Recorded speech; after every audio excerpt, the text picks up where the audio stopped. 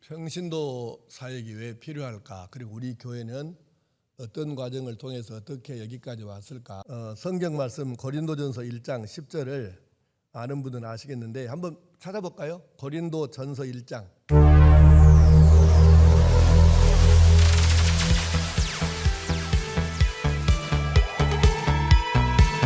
시작. 형제들아, 내가 우리 주 예수 그리스도의 이름으로 너희를 권하노니 모두가 같은 말을 하고 너희 가운데 분쟁이 없이 같은 마음과 같은 뜻으로 온전히 합하라. 아멘.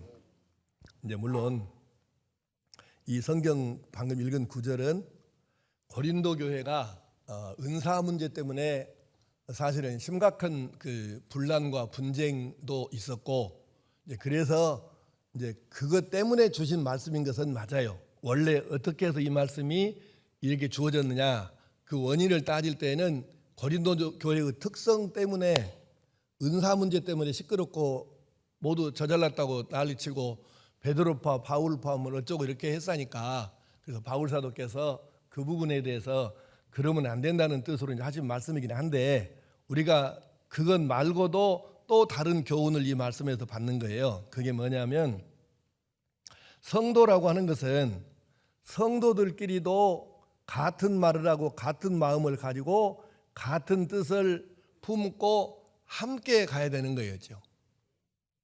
아멘. 성도들이 맨날 마음이 다르고 하는 말도 다르고 가는 방향도 다르고 그러면 그건 뭐 분열밖에 더 있겠습니까? 근데 이제 그런 뜻도 되지만은 또 한편으로 이렇게 보는 거예요. 지금 바울 사도께서 고린도 교회에 지금 가르침을 주었는데, 바울 사도의 말과 바울 사도의 마음과 바울 사도의 뜻도 성도들과 함께 공유해서, 그래서 목회자와 성도들도 같은 말을 하고 같은 마음을 품고 같은 뜻을 가지고 같은 방향으로 가야 된다. 이거를 지금 얘기를 하는 거예요. 자, 여러분하고 나하고 생각이 다를 수 있어요, 없어요? 그럼 한번 해보겠다고? 다를 수 있어요, 없어요? 다를 수 있는 것이 아니라 많지. 예. 그럼에도 불구하고 나는 이제 이 교회에서 얼마 긴 세월 남지 않았지만, 이제 내가 이제 정년이 되고 나면 누가 후임이 오겠죠. 그러면 그 후임 목사님하고 여러분하고도 나하고 똑같이 생각이나 뜻이 안 맞을 수 있어요. 그런데 그럴 때는 어떻게 해야 되냐고 말이에요. 그래서 이 경우는 내 뒤에 후임으로 내 뒤를 위해서 이 교회에서 목회할 목사님이 누굴지는 나도 전혀 모르잖아요. 여러분이 이제 알아서 뽑겠지. 그러나 중요한 것은 내가 됐든 내 후임이 됐든 하나님께서 이 교회 목사로 세우셨으면 여러분하고 뜻이 안 맞을 때 이단으로 끌고 가는 것만 아니라 그러면은 목사님한테 맞추는 것이 맞습니다. 방금 장로님 중에 아멘 한 사람만 손 들어봐.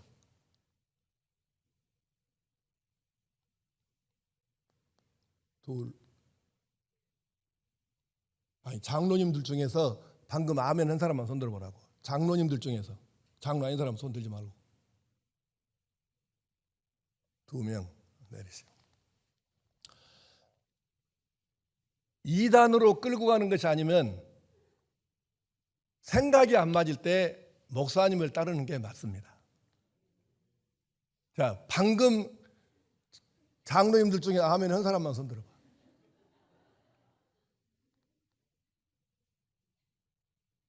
내리세요. 이거는 정우교 목사한테 순종해라 지금 그 얘기를 내가 가르치는 게 아니에요.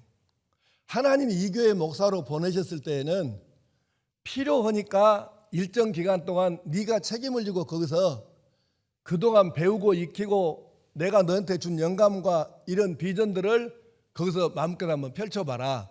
그래서 보내신 거예요. 그러니까 개인적인 뜻은 얼마든지 안 맞을 수 있어요. 사실 우리 고장로님, 오장로님, 송장로님, 이 도장로님이 초기 장로였던 네 분들은 나하고 너무너무 안 맞은 거예요.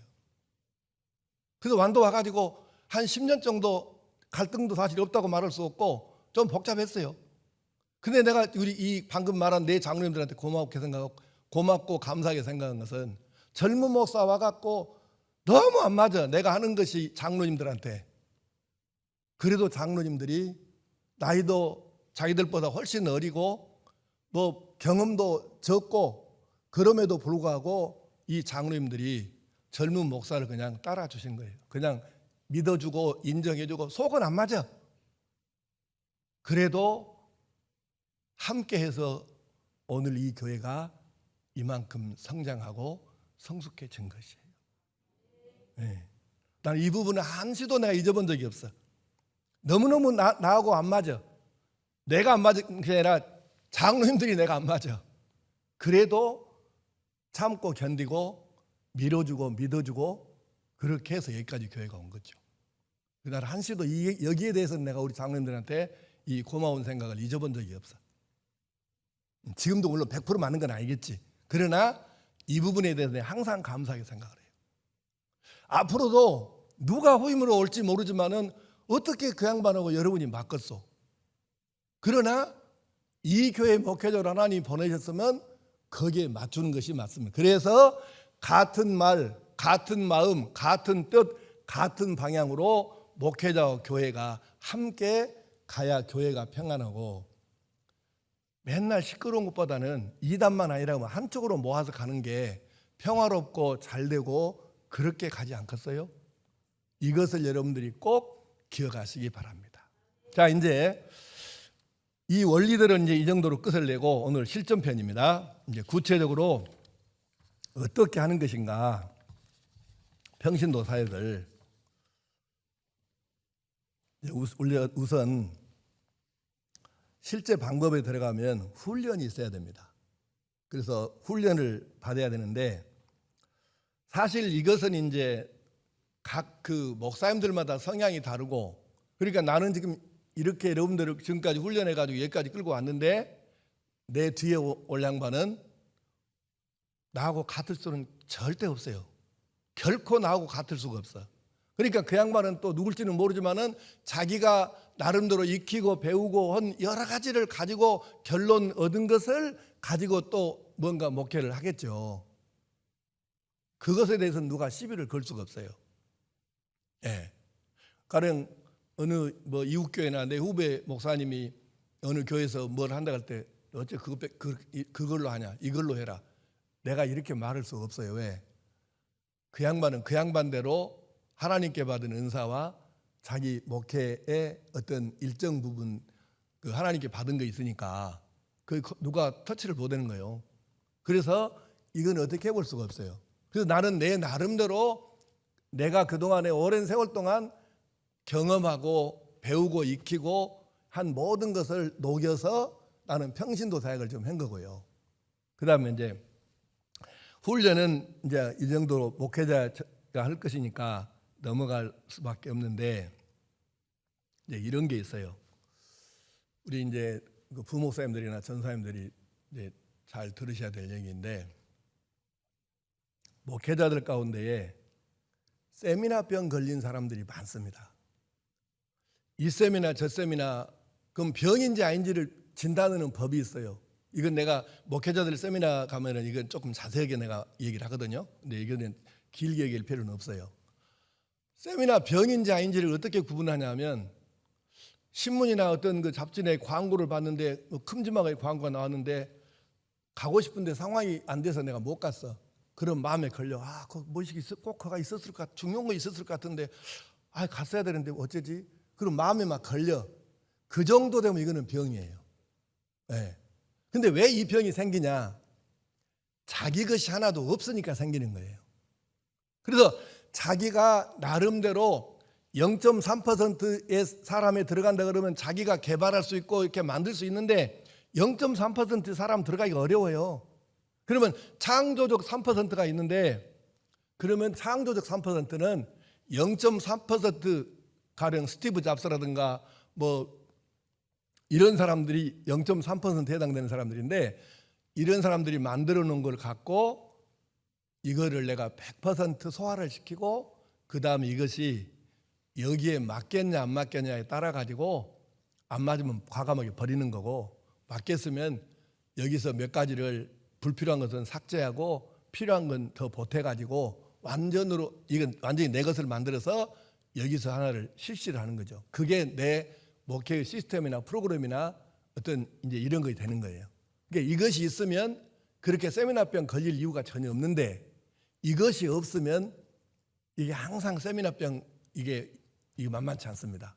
그래서 여러분들은 직접 관리는 없지만은 하여튼 담임 목회자가 이걸 이끄는 대로 따라가면 이거는 되는 거고, 두 번째 은사 찾기를 해야 됩니다.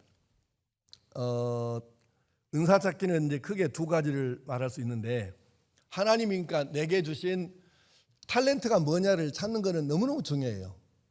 지난번에도 말씀드렸지만은 사명과 탤런트가 없는 사람은 없어요. 단 한 명도 없어요. 절대로 없어요. 절대 없어요. 단 자기 사명과 탤런트가 뭔지를 모르고 죽을 수는 얼마든지 있어. 근데 이 세상에 그런 사람이 너무 많아. 그러니까 없는 것은 아닌데 모를 수는 있다. 근데 모른다는 것은 절대로 잘하는 것이 아니다. 그러면 이거는 두 가지를 찾을 수 있는데, 하나는 MBTI 세미나라고 있어요. 이것도 이제 좀 설명을 하려면 기니까 그냥 제목만 하고 넘어갈게요. 이제 이것은 캐더린 쿡 브릭스와 이사벨 브릭스 메이어라고는 이 부녀에 의해서 만들어진 시스템인데, 칼 융이라고는 현재까지 지구상에 나타난 심리학자 중에 가장 위대한 심리학자라고 그럽니다. 칼 융을. 근데 칼 융의 이론의 심리 유형론을 근거로 해서 이제 이 성격 유형 테스트라는 걸 만들었어요. 그래 모든 사람들의 성격을 이렇게 구분해 보니까 16가지로 나눌 수 있더라. 그러니까 이제 이 사람들의 이론에 의하면 이렇게 말하는 나도 여러분도 16가지의 고유한 성격 중에 하나에 다 포함이 된다는 거죠. 실제로 이제 테스트를 해보니까 그게 그렇긴 하더라고. 그래서 이것이 이제 왜 중요하냐면은 요즘에 중고등학교에서도 당연하게 이것을 하고 중소기업도 해요. 왜냐하면 자기 회사의 유익을 위해서. 왜냐하면은 이 사원이 여기에 이게 맞나 안 맞나를 그걸 알아야 이 사람이 맞는데 배치를 해줘야 일을 잘할 거 아니에요. 근데 회사의 이익을 이익을 하는 거예요. 그러니까 MBTI 세미나가 굉장히 유용합니다. 첫째, 나를 이해하는 데 도움이 되고, 두 번째는 다른 사람을 이해하는 데 도움이 돼요. 아우, 어떻게 저런 인간이 다 있어? 근데 이 MBTI 세미나를 참석을 해보면 저 사람도 틀린 게 아니고 다른 것이구나. 틀린 게 아니고 다른 것이니까 저 사람이 만약에 내가 이 사람을 틀리게 보면 저 사람도 나를 틀리게 보면 틀린 게 아니고 다른 것이구나. 그래서 나와 다른 사람을 함께 이해할 수 있는 굉장히 중요한 이해를 시켜요. 그러니까 이 부분은 다 해볼 필요가 있어요. 그래서 금년 하반기나 내년 상반기에 다시 또 우리가 이 MBTI 세미나 교회 또 할 거예요. 그때 한 번도 참석을 안 해본 사람은 꼭 해가지고 자기 성격에, 그러니까 16가지가 어디에 속하든지 간에 16가지가 똑같은 두 가지가 있어요. 장점이 있고 단점이 있어요. 16가지 모두가 다. 장점만 있고 단점은 없거나 단점만 있고 장점은 없거나 이런 건 하나도 없어요. 동전의 양면하고 같은 거예요. 그러니까 그래서 나를 이해하는 데 도움이 되고 다른 사람을 이해하는 데도 도움이 돼요. 교회에서도 이게 필요해요. 이것을 한 다음에 교회가 두 번째 이렇게 뭐냐면 이제 은사 세미나입니다. 은사 세미나는요, 이제 크게 나누면 지금 우리나라에 통용되는 게 두 가지가 있어요. 도란노 계열과 내비게이터 계열이 있어요. 내가 두 가지를 다 공부를 했는데 이게 두 가지가 90% 이상이 같아요. 그러니까 어느 것이 뭐 우월하냐 그런 건 아무 따지는 건 의미가 없어요. 어쨌든 어느 걸 하든지 간에 충실하게 얘기를 하면 되는데, 이 은사 세미나 안에는 이런 강론이 들어갑니다. 은사 발견, 은사 개발, 은사 배치, 은사 활용, 은사 평가, 이 5가지의 은사에 대한 여러 가지 주제들이 이제 작은 세미나처럼 이게 열려요. 가르칩니다. 그래서 은사 세미나를 하게 되면 성경적 은사 분류법으로 보았을 때 나의 은사는 무엇인가, 이것을 찾을 수 있고, 그래서 그 내 은사에 맞는 교회에서 아무 것이나 그냥 저것이다 하고 싶은데 그래서가 아니라 자기 은사에 맞는 사역위원회를 찾아가야 되는 것이죠. 그것을 위해서 이제 이게 필요한 거예요. 그런데 성경적 은사 분류법도 학자들에 따라서 너무 달라. 예를 들면 고린도전서 12장, 13장, 14장은 원래 이게 여러 번 말씀했는데 성경이 원래 맨 처음에 두루마리로 기록될 때 그때에 장과 절이 없었어요. 처음부터 끝까지 그냥 계속 그냥 연속으로 이어진 거예요. 근데 12장과 13장과 14장 이 석 장은 사람이 그냥 인위적으로 구별해 놓은 거지 하나님이 구별해 놓은 것이 아니에요. 그러니까 이거는 주제가 같아요. 은사론입니다.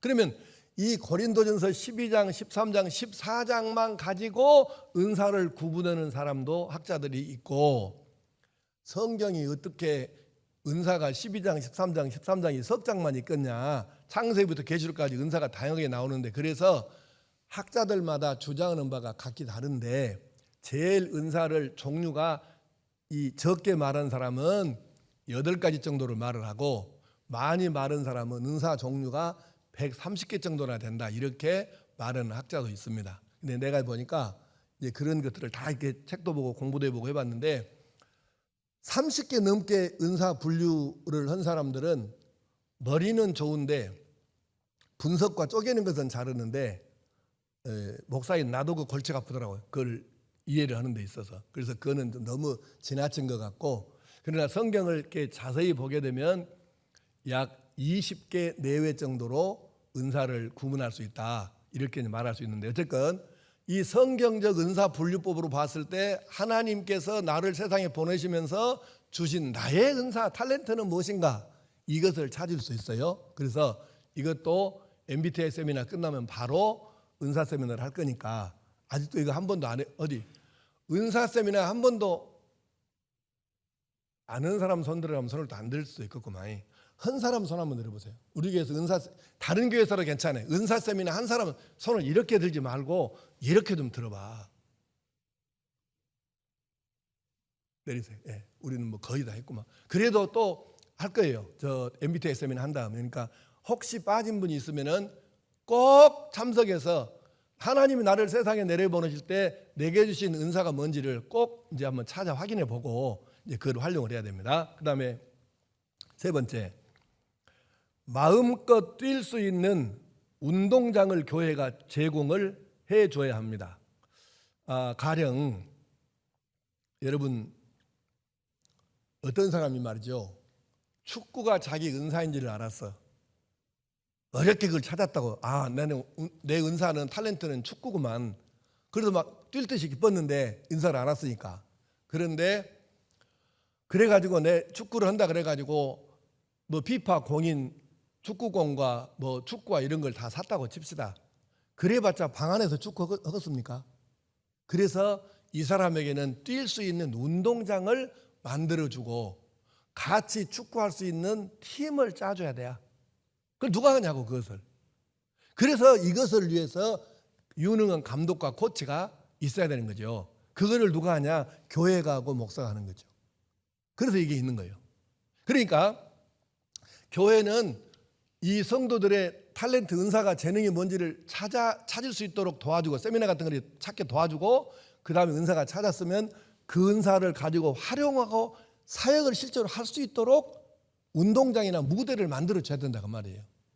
찾아만 주고 활용을 할 수 있는 기회를 안 주면 어떻게 하겠어요? 그걸 써먹을 수 있도록 해줘야 될 거 아니에요. 그게 우리 교회로서는 위원회입니다.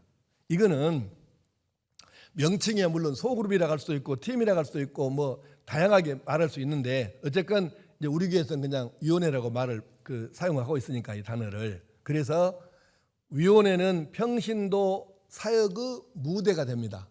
운동장이 됩니다. 우리 교회에서는. 그래서 운동장이 있어야 한다.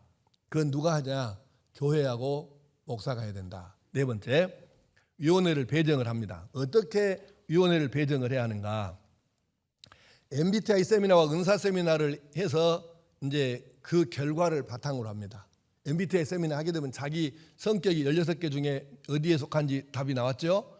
은사 세미나 하게 되면은 성경적 은사 분류법으로 보면 내 은사가 뭔지 찾았죠. 그러면 두 가지를 이제 이 결과를 가지고 우리 교회 많은 위원회 중에 내 은사로 봤을 때, 내 성격 유형으로 봤을 때 여기가 딱이네. 이 위원회가 바로 이거 내가 맞는 거구만. 이제 이것을 찾는 거죠. 그 과정이 이제 연말에 우리가 사역 지원서를 받죠. 11월 마지막 주에 항상 이거 하잖아요. 그래서 이거 이제 나눠주면 여러분이 그냥 마음 가는 곳에다가 여기서 해봐야지 이러면 안 되고, 반드시 성격 유형 테스트에서 나온 결과하고 은사 세미나에서 나온 결과하고 이 두 가지에 맞는 위원회에다가 공표를 쳐서 내주셔야 한다고 말이에요. 자, 여러분들이 지원서 낼 때 공표 친 것을 고리 배정해 주는 것을 원칙으로는 합니다. 그런데 두 가지 경우는 못 해줘. 공표를 쳐도. 왜 못 해주냐? 첫째, 이유가 두 가지일 때는 못 해줘요. 자기 은사와 자기 성격 유형하고 안 맞는 데에다가 공표를 쳤을 때, 예를 들면 자기는 이제 그 테스트로 보니까 도저히 찬양단이 아니야. 근데 찬양단은 일주일에 한 번씩 무조건 서서 찬양을 하잖아요. 그러니까 그것이 좋게 보여갖고 무조건 공표를 친다. 그러면 그거는 안 돼요. 왜? 자기 은사가 아닌데. 그런 경우는 은사가 아닌데다 체크하면 못 되죠. 두 번째는 한 위원회 정원이 이제 물론 각각 다르긴 한데 약 10명인데 좀 인기가 있어가지고 여기를 한 50명이 지원을 해요. 그러면 여기는 40명은 잘라야 될 거 아니에요, 목사님. 근데 왜 하필 나를 잘랐냐고요. 이러면 안 된다 그 말이에요. 어쨌건 수가 많이 지원하면 다 못 해줘. 이 두 가지 경우는 지원을 해도 못 해줍니다. 그러니까 여러분이 그렇게 이제 이해를 하셔야 되고, 그 다음에 이제 여러분이 지원서를 냈을 경우 위원회 관리사회위원회에서 다 정리해가지고 이제 최종안을 나한테 공표 친 걸 다 집계해서 고려해가지고 나한테 올려 보냅니다. 그럼 내가 그거를 쭉 이제 한번 훑어보고 수정할 거 있으면 거기서 내가 수정을 하고 이제 거기서 내가 정리를 하는 거예요. 해줄 사람 안 해줄 사람, 아이고 이 사람 또 엉뚱한 데다 쳤구만요. 이렇게 빼고 뭐 이렇게 하는 거예요. 그러니까 그렇게들 하시고 넘어갑니다. 그리고 이제 다섯 번째, 위원회 드디어 이제 조직이 됐어요. 그 전에 그 임명장이 없습니다. 우리 교회는 요람이 인쇄돼서 배포되면 그때 거기에 자기 이름이 나왔으면 그 위원회 기고 없으면 아닌 거예요. 이제 위원회라는 게 뭐냐면 우리 그 총회 헌법부터 시작해갖고 총회, 노회 뭐 이런 당회, 교회 안에 다 위원회라는 게 있는데 이 위원회는 뭐냐면 모두가 우리 교회 안에 있는 위원회는 특별위원회입니다. 특별위원회는 뭐냐면은 필요할 때 아무 때나 조직하고 목적이 이루어졌거나 필요가 없으면 어느 때나 해산할 수 있는 것이 그의 특별위원회예요. 그리고 이미 우리 교회는 오래전에 한 30몇 년 전에 교회 당회할 때 당회에서 특별위원회 조직에 대해서는 목사님이 전적으로 알아서 하고 당회 모일 필요 없습니다. 그렇게 당회 합의를 봤어. 그래서 특별위원회는 그냥 담임 목사가 필요하면 언제든지 임명하는 것이고 이제 필요 안 하고 목적이 끝났으면 그냥 해산하면 되는 거예요. 그래서 임명장이 필요 없습니다. 요람이 임명장이에요. 그렇게 이야기하시고, 다섯 번째, 위원회 활동 방법을 이제 여기서부터가 진짜로 구체적인 실전론입니다. 자, 첫째, 성령님의 인도하심을 받는다. 이제 이것이 우리 위원회 활동 방법의 첫째입니다. 가장 중요해요, 이것이. 여기에 따라서 위원회가 잘 될 수도 있고 안 될 수도 있어요. 무슨 얘기냐면 내가 이제 많이 써먹는 얘기인데 이렇게 가가지고, 자 여러분, 머리를 막 이렇게 머리를 쓰고 하는데 답이 안 나와. 그러니까 그 머리를 짠다고 그러잖아요. 이건 한국적인 표현이에요. 외국 가서 그렇게 말하면 큰일 납니다. 근데 머리를 짠다고 답이 안 나와. 그럼 머리를 더 짭시다. 꽉 짭시다. 진짜 머리를 되게 짜보면 뭐 나오겠어? 피 나오죠. 머리 짤 필요 없어요. 우리 솔직히 뭐 머리 짠다고 뭐 별거 많이 나옵니까? 머리 짤 필요 없어요. 천재 천명 못하나 봐야 성령이 한 번 감동하신 것만 하겠습니까? 머리 짤 필요 없어요. 열심히 뜨겁게 기도해서 성령의 감동하심을 받으면 천재보다 낫습니다. 그러니까 위원회 사역의 첫째는 뭐냐면 성패는 기도에 달렸어요. 얼마나 성령의 감동하심과 인도하심과 도우심을 받느냐. 그래서 위원회 회의할 때마다 형식적으로 기도하면 안 되고 무조건 죽기 살기로 통성기도하고 큐티하든지 통성기도하든지 일단 이 두 가지 중에 하나는 둘 다 해도 괜찮고 두 가지 중에 하나는 반드시 하고 위원회 회의를 시작해야지 그냥 우리 오늘 모여서 회의합시다. 그거는 보나마나 답이 안 나오게 돼 있어요. 왜? 여러분도 나 알고 나도 여러분 알잖아요. 우리 머리 짠다고 뭐 나옵니까? 그리고 딱 보고서 올라오는데 보면은 잔머리 써갖고 머리 짜갖고 이것을 내는 것인가 기도하고 이렇게 기도하면서 성령의 감동하심을 받아서 했는가를 나는 딱 보고서 보면 그냥 딱 답이 나와. 왜? 이것을 지금 내가 몇 년 하고 있는데.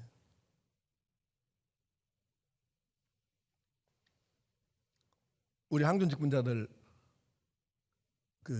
읽어서 내일 책 읽어갖고 훈련 기간 동안에 책 읽어서 독후하면서 내야 할 책이 15권에서 20권 정도 되고요.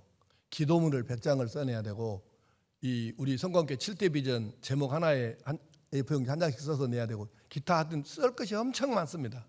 아주 그런데 물론 충실히 한 사람도 있고 좀 불충스럽게 한 사람도 있지만은 써서 낸 것 몇 줄만 읽어보면 그냥 압니다. 왜냐하면 나는 그것으로 지금까지 살아왔잖아요.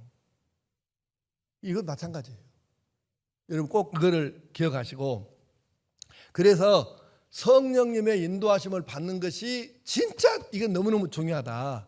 이거를 잊어버리지 말고 시작할 때 뭐 아니면 뭐 하라고? 예?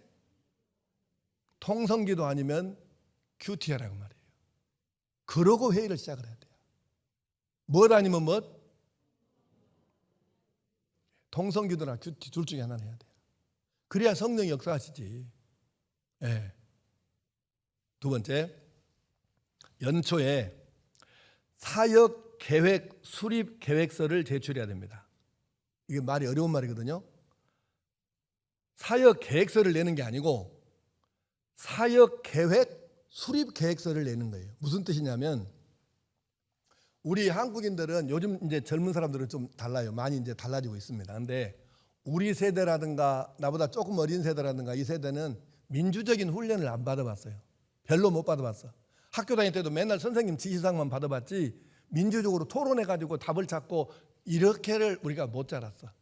요즘 젊은 사람들은 이제 많이 지금 잘 되고 있다고 해요. 그러니까 위원장을 맡겨놓으면 위원회 회의를 해갖고 회원들 위원들의 의견을 모으고 같이 기도하고 같이 통성하고 같이 연구하고 막 이렇게 하면서 이 위원회 목적을 이루기 위해서 답을 찾아야 되는데 위원장이 자기 혼자 머리 갖고 그냥 끌고 가거나 이럭저럭 해버리는 경우가 민주적 훈련이 안 된 사람들은 거의 그렇게 합니다. 이거는 평신도 사역의 원리하고 너무너무 안 맞는 거예요. 그래서 그거를 미연에 방지하기 위해서 연초에 위원회가 요람 배포하고 위원회가 우리 위원회가구나 그러면은 먼저 모여가지고 우리가 위원회 계획을 짜야 되는데 어떤 방법을 통해 가지고 계획을 세우겠는가? 다시 말하면 우리가 책은 무엇을 읽고 회의는 어떻게 하고 견학은 어디를 가고 이제 다양한 방법이 있지 않겠어요? 이런 여러 가지 방법을 몇 번에 걸쳐서 해가지고 사업 계획을 짜겠습니다. 그 계획을 내라는 거예요. 그냥 사업 계획을 내라는 게 아니고 그 사역 계획을 짜기 위해서 이러한 과정을 거치겠습니다. 이거를 하라는 거예요. 그 계획서가 바로 연초에 내는 사역 계획 수립 계획서입니다. 세 번째, 해당 위원회 사역에 대한 독서가 있어야 됩니다. 특별 새벽기도 위원회다 그러면 특별 새벽기도에 대한 책들을 사서 봐야 될 것이고 새생명축제 전도작전위원회다 그러면은 전도에 관한 책들을 사서 읽어볼 것이고 책만 보겠어요. 다양한 방법이 있겠죠. 근데 어쨌든 먼저 중요한 건 책입니다. 그래서 책을 사서 읽어보는데 이 책이 한 10권이 되더라. 그러면 10권을 다 사가지고 10명 위원들한테 나눠주는 거죠. 그리고 다 읽게 하고 함께 모여서 발표를 합니다. 그러면 내가 읽은 책은 한 권밖에 안 읽었지만은 10권이 공유가 될 거 아니에요.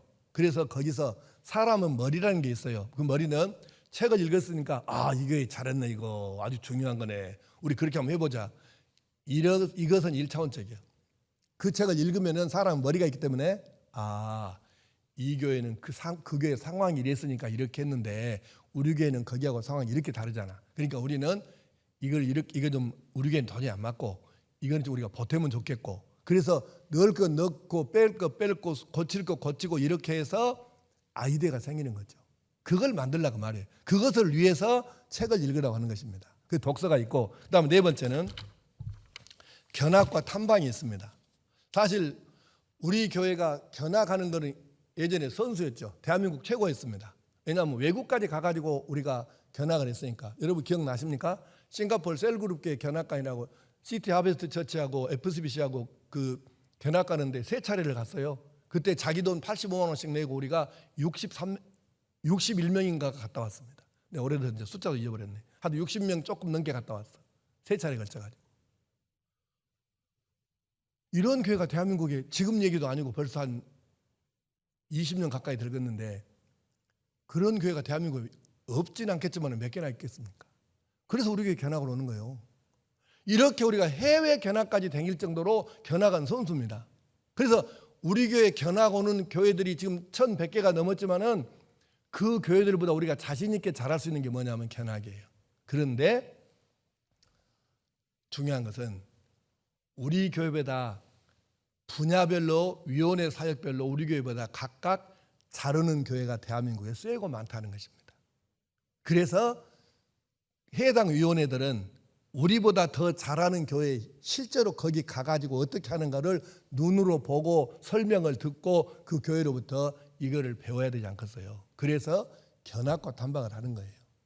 이거를 굉장히 잘해야 됩니다. 여러분 기억하실 것은 계속 지금 강조드린 얘기지만 목사는 슈퍼맨이 아니고 만능은 더더욱 아니고, 그러니까 목사가 내가 다 여러분 채워줄 수도 없어.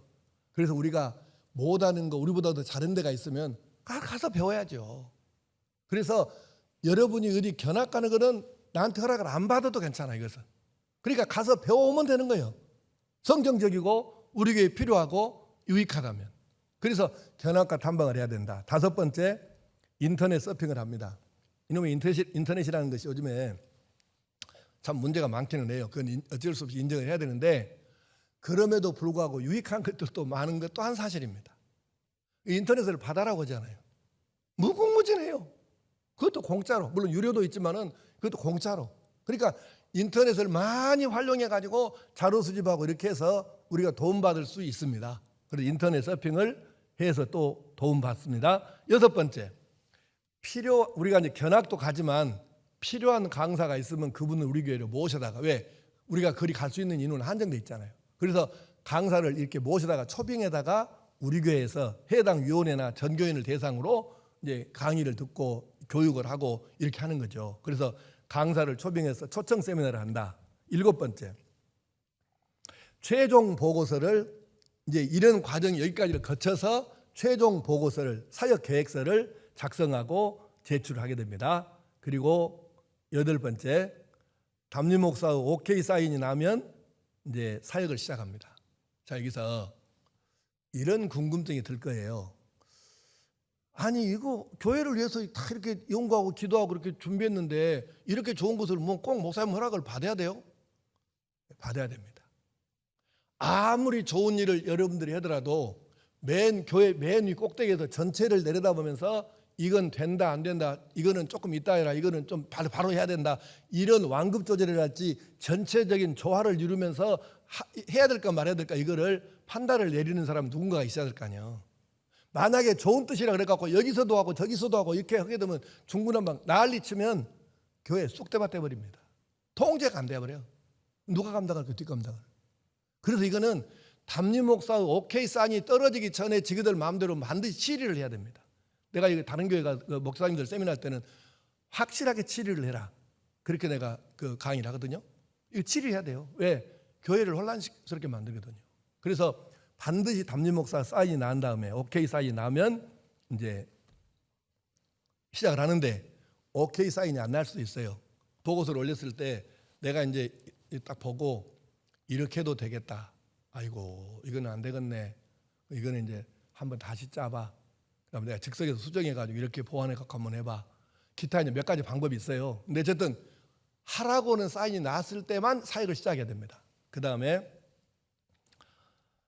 9번째 드디어 이제 사역을 진행을 하겠죠. 오케이 사인이 났으면 진행하고, 그리고 이제 10번째 결과 사역이 끝났어요. 그러면은 결과 평가와 보고서를 제출하고 11번째 이제 이 그동안에 했던 모든 것을 자료를 제출해서 데이터 뱅크 데이터베이스화를 해야 되는데, 자료은행을 만들어야 되는데 우리 교회가 지금 안 되는 게 이거예요.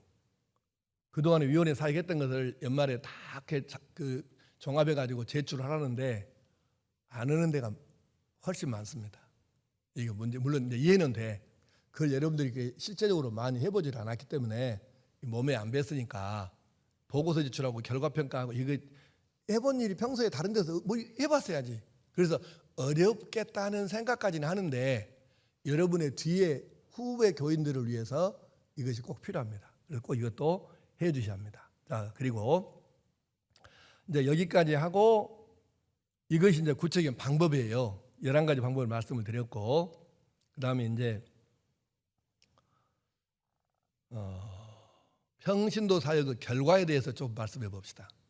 이제 이걸 잘하면 우리 성도들이 교회에 대해서 내 교회 주인의식이 이제 강합니다. 두 번째는 정착이 잘 돼요. 다른 교회 가라고 해도 못 갑니다. 사실 내가 여러분 그 일 안 할 사람은 다른 교회 가라고 막 하고 장로님들이 당해서 그만 좀 가라고 그래도 내가 계속 하잖아요. 근데 그래가지고 뭐 다른 이유 때문에 간 사람은 있어도 내가 그 일 안 하려면 다른 데 가라고 그것 때문에 간 사람은 없잖아요. 못 갑니다. 예. 세 번째, 이걸 평신도 사역이 잘 되면 성도들이 모두 존중을 합니다. 그러니까 다시 말하면 시기 질투가 없거나 줄어진다고 말이에요. 내가 존중을 못 받고 인정을 못 받으면 시기 질투가 생겨요. 그건 사람이요. 그건 신앙에 놓칠 수가 없어. 그런데 내가 사람들에게 존중을 받는 상태에서 누군가가 존중을 받으면 그건 이해를 할 수 있어요. 그런데 이 평신도 사역이 성공하면 교회가 싸움질이 없어져요. 교회에서 시끄럽게 맨날 지금도 우리 교회는 뭐 적긴 하지만 지금도 뒤에서 교인들 말 옮기는 사람이 우리 교회도 없진 않아. 조금 있긴 한데 교회에서 하는 일이 없는 사람입니다. 자기가 존중을 못 받으니까 그렇지. 그러니까 일하라고 말이 평신도 사역을 자기 은사에 맞는 걸로. 그다음 이걸 하게 되면은 최소한 한 가지 자기 은사에 관한 것은 그 교회에서 우리 교회에서 제일이다 이럴 수 있잖아요. 목사보다 그건 잘할 수 있을 거 아니에요. 목사보다도 왜? 자기 은사인데 당연한 거 아니에요. 그리고 교회가 활력이 있죠. 전체적으로 분위기가 활기 있고 살아 움직입니다. 그리고는 교회가 성장을 하죠. 그리고 담임 목사가 목회의 본질 목회에 충실할 수가 있습니다. 그리고 이렇게 열심히 사역을 하면 목사가 교인들을 사랑하지 않을 수가 없죠. 그래서 평신도 사역을 잘하게 되면 교회가 될 수밖에 없는 것이죠. 이제 위원회 사역의 주의사항을 한 8가지 말씀을 드리겠습니다. 위원회 사역의 주의사항, 이것을 여러분이 잘 기억을 하셔야 실수를 안 합니다. 첫째, 평신도 마음대로 하는 것이 아니다. 이 일을 잘 못한 사람들이 있더라고요. 많지는 않지만 가끔. 그래서 부목사님이나 전사님들이 뭔 말을 해도 그건 우리 평신도 사역인데 우리가 알아서 하면 되죠. 그건 아주 잘못 배운 것입니다. 평신도 사역은 평신도 마음대로 하는 것이 아니고 담임 목사의 목회 비전과 목회 정책에 의해서 거기에 따라서 해야 합니다. 아니 여러분 마음대로 하면 목사를 해야지 그러면. 그래서 이건 안 돼야. 평신도 마음대로 하는 것이 아니고 담임 목사의 목회 철학과 비전 이것에 의해서 정책에 의해서 그거를 맞춰줘야 된다고. 자기 마음대로 하면 큰일 난다니까. 두 번째,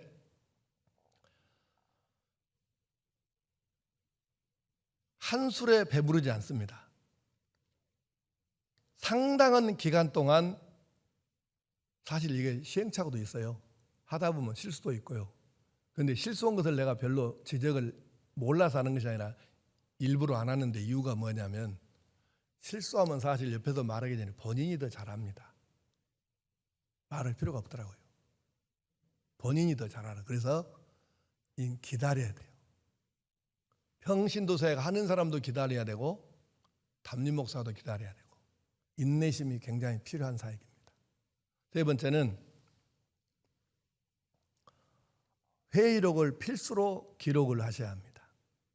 전 과정을 다 기록을 해서 마지막에 아까 말씀드린 대로 자료은행 만들기 위해서 넘겨야 되고, 그 다음에 임명과 해서는 아까 말씀드린 대로 담임 목사가 하고, 사역 계시는 반드시 담임 목사나 책임 부목사 승인하에 이루어져야 됩니다. 임기는 없지만은 약 2년으로 합니다. 너무 한 사람이 오래 하고 있으면 새 것이 안 나오고, 또 너무 빨리 교체하면 그것도 조금 아쉽고, 그래서 2년 정도마다 하고 바꾸는 게 사실은 해보니까 제일 효과는 좋더라고요.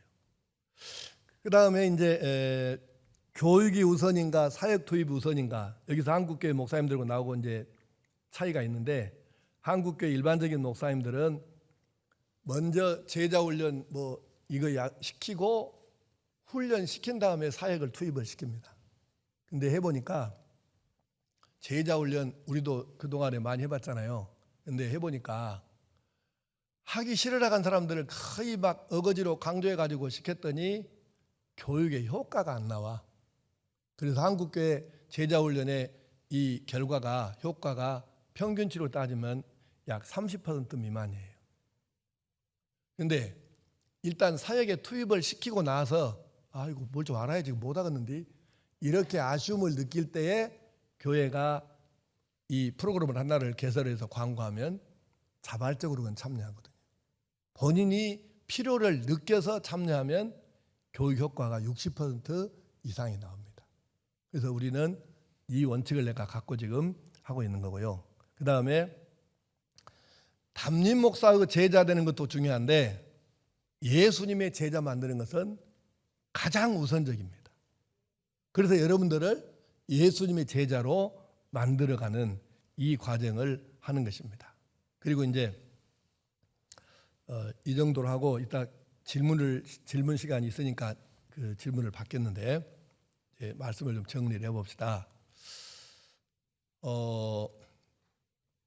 마르코 폴로라고 여러분 아시죠? 들어봤죠? 네, 동방견문록을 썼던 이 마르코 폴로가요. 결국은 그 동방견문록을 비롯해서 외국에 가서 보고 온 것을 이렇게 말하고 쓴 것 때문에 이게 죄가 돼가지고 이 종교재판에서 출교 처분을 받았어요. 마르코 폴로가. 그래서 그 우리로 말하면 성찬에 참여도 못하고 교회에서 쫓겨났으니까 가장 큰 죄예요. 그 큰 벌이에요. 출교 처분이. 근데 마르코 폴로가 출교 처분을 받았는데 죽을 때가 됐어요. 그러니까 그 이제 신부가 찾아와 가지고 이제 그 소문을 듣고 곧 죽은다고 소문을 듣고는 신부가 왔어. 그래서 마르코 폴로한테 얘기를 했대요. 마르코 폴로야, 네가 이제 하나님께로 갈 때가 됐는데 그래도 너 이 천국은 가야 되지 않겠냐? 네가 그동안에 봤다고 말한 것이 다 헛것이었고 거짓이었다고 고백하면 내가 지금 너에게 사죄의 선언을 해서 네 죄를 용서하고 네가 구원받아 천국 갈 수 있도록 해주겠다. 그러니까 네가 그동안에 봤다고 한 소리가 다 거짓말이고 헛소리라고 이것을 인정을 해라. 고백해라. 그러면 내가 이 사죄의 기도를 해주겠다. 이렇게 얘기를 했어요. 그때 여러분 마르코 폴로가 뭐라고 한 줄 아세요? 한번 따라해 봅시다. 아주 유명한 얘기예요. 나는 내가 본 것에 10%도 이야기를 못했습니다. 자기가 본 것의 10분의 1도 얘기를 못했대요. 그런데 어떻게 내가 그걸 거짓말이고 안 봤다 하냐고 말이에요. 오늘 우리가 나는 이 마르코 폴로 이야기가 마지막 임종 장면 그 얘기가 하나님 앞에서 우리 심판대 앞에서 우리 모습일 수도 있겠다는 생각이 들더라고. 하나님은 분명히 우리한테 이 탤런트를 재능을 이거 주실 때에는 은사를 주실 때에는 너 이거 100% 써먹고 온나? 이거 100% 써갖고 네가 멋지게 신나게 살다 와야 된다. 이렇게 하고 하나님 우리에게 주셔서 이 땅에 보내주셨는데 하늘날 이제 죽어도 심판대 앞에 섰는데 어떤 사람은 하나님이 자기에게 주신 탤런트를 10분의 1이나 쓰고 죽을까? 이게 참 문제입니다. 이 마르코 폴로의 마지막에 이 얘기를 여러분 기억하시면서 나는 지금 하나님 주신 것을 10분의 1이나 제대로 써먹었을까? 이 생각을 하면서 하나님 주신 것을 제대로 유감없이 이거를 다 써먹고 가야 된다. 이거를 여러분이 꼭 좀 생각하시기 바랍니다. 그리고는 과거에 내가 이름은 말할 수 없어요. 이게 또 녹화되고 또 나간다 하니까 유명하고 한국에 엄청 유명하고 엄청 큰 교회 어떤 목사님이 전국 목사 세미나를 할 때 이렇게 이야기를 했어요. 목사님들을 못하는 세미나에서 한 말이에요. 여러분 어떻게 해서든지 간에 교인들이 헌금을 많이 하게 하십시오. 헌금 많이 해놓으면 헌금 아까워서 다른 교회로 못 갑니다. 이건 농담 아니고 실제로 한 얘기예요. 나는 그 얘기가 매우 마음에 안 드는 이야기였어요. 나는 그 말을 바꿔서 전국에 가서 세미나 할 때마다 목사님들 세미나 할 때마다 이렇게 얘기합니다. 여러분 헌금이 아니고 은사, 탤런트를 어떻게든지 간에 현재 출석하는 교회에서 많이 써먹게 만드십시오. 내가 목사님들한테 하는 얘기예요. 그러면 다른 교회 못 갑니다. 왜? 이렇게 인정해주고 이렇게 신나게 다른 데 가서 어떻게 이렇게 할 때가 어디가 있겠나 다른 교회 가갖고 택도 없는 얘기지. 그러니까 헌금이 아니고 탤런트, 은사를 최대한 끌어내서 이것을 활용하게 만들어주면 이렇게 재밌고 신나는데 왜 가?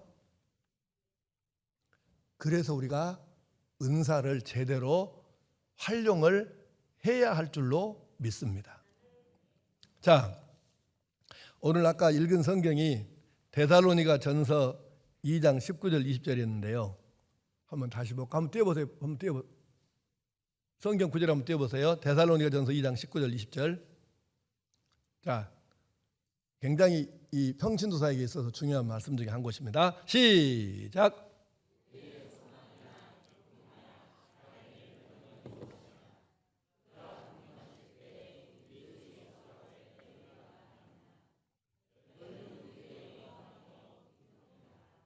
아멘. 자, 이거 그대로 놔두고요. 19절로 띄워보세요. 하고 방송실 한번 찾아봐봐. 빌립보서 4장 1절 찾아서 내가 띄우라고 하면 띄우세요. 빌립보서 4장 1절. 자, 데살로니가전서 2장 19절에 뭐라고 하세요? 우리의 소망이나 기쁨이나 자랑의 면류관이 무엇이냐? 그가, 그러니까 주님이 강림하실 때 우리 주 예수 앞에 너희가 아니냐? 너희는 우리의 영광이요 기쁨이라. 그러니까 여러분 결국은요 교회 이것저것 다 별것 다 소용없어요. 남는 것은 하나님 앞에 충성스럽게 일하는 사역자만 남습니다. 내 말이 아니고 자막을 보세요.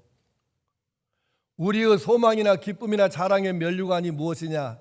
그가 강림하실 때 우리 주 예수 앞에 너희가 아니냐. 그러니까 너희가 우리의 영광이고 기쁨이며 소망이고 면류관이다. 자랑의 면류관이다.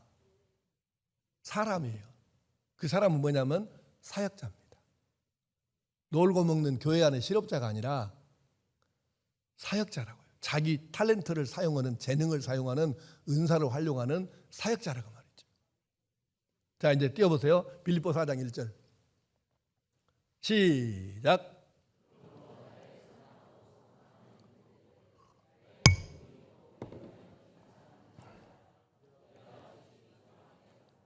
아멘. 바울 사도가 이렇게 말했어요. 나의 사랑하고 사모하는 형제들, 나의 기쁨이요 면류관인 사랑하는 자들아 이와 같이 주 안에 서라.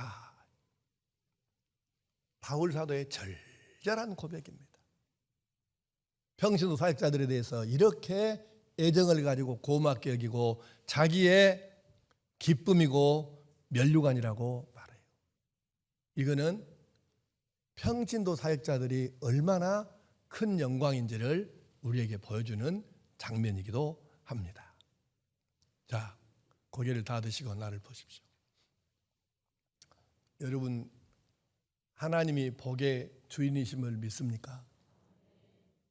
그렇다면 하나님께서 우리에게 복을 주실 만하게 복받을 짓을, 복받을 일을 우리가 해야 하지 않겠습니까? 오늘 새벽기도 때 설교가 뭐냐면 신명기 28장 1절부터 6절까지가 본문인데 생명의 산 본문이에요. 그 책에 내가 설교를 이렇게 했어요. 복을 평생 복 받으려고 복 따라다니는 인간은 복을 자기 것으로 못 누리고 살다가 죽고, 복을 따라다니는 것이 아니고 복이 나를 따라다니게 살면 그 사람은 복을 누리고 살다가 죽더라. 복을 쫓아가지 말고 복이 나를 쫓아오도록 따라오도록 그렇게 살아야 된다 그 말이에요. 그 방법이 뭐냐? 하나님의 말씀대로 사는 거예요. 하나님 말씀대로 사는 게 뭐예요? 하나님의 사역자 일꾼으로 사는 거죠. 말씀대로 사는 게 그게 뭐예요? 일꾼이지. 죽기 살기로 복 쫓아다닌다고 평생을 이리 뛰고 저리 뛰고 헐레벌떡 그렇게 하다 결국은 누리도 못하고 행복을 누리지 못하고 그렇게 죽더라고. 근데 복을 쫓아다니는 것이 아니고 지가 따라오면 오고, 하나님이 복의 주인이시기 때문에 나는 하나님 마음에 들게 살면 그뿐이요. 그리고 복의 주인 되신 하나님 눈에 들라고 마음에 들라고 하나님 일꾼으로 하나님의 사역자로 살아가면 하나님이 그 사람에게 그냥 복을 주시더라고. 혹시 돈은 좀 모자랄 수 있어. 혹시 건강은 좀 모자랄 수 있어요. 그런데 하나님이 그 마음속에 세상이 줄 수 없는, 세상이 알 수 없는 진짜 행복을 주시니까 진짜 행복하게 살더라고. 이럴 때는 아멘을 크게 해야 돼. 평생 복 쫓아다니다가 구걸하듯이 그렇게 살다가 복 구걸하듯이 그렇게 살다가 그렇게 다 죽을라요? 아니면 하나님께서 복을 주시니까 복이 나를 쫓아다니고 따라다니기로 그렇게 살라요? 간단해요. 답은 하나님의 일꾼 평신도 사역자로 살면 복이 나를 쫓아오고 따라오게 되어 있습니다. 사랑하는 성도 여러분, 그게 바로 하나님 내게 주신 은사를 활용하는 것임을 깨닫고 한 달란트 받은 이 탤런트를 땅에다 묻어둬 갖고 한 번도 써먹지 못하고 그냥 갖고 온 이 어리석은 한 달란트 받은 게으른 종이 아니라 5달란트, 2달란트 받은 종처럼 열심히 활용해서 뛰어서 남겨서 하나님이 복을 주실 수밖에 없도록 살아가는 그런 성도 사역자가 돼야 한다고 말이에요. 자, 오늘 강의 끝입니다. 질문 받겠습니다.